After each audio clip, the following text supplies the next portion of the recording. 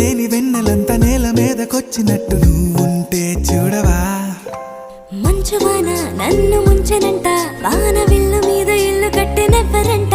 ఈ లోకమంతా నిన్ను చూసినంట, ఏ దిష్టి నిన్ను తాకకుండా ఇంటిలోనే దాచుకుంటా. రంగు రంగు తారలన్నీ తొంగి తొంగి ఒక్కసారి చూస్తా.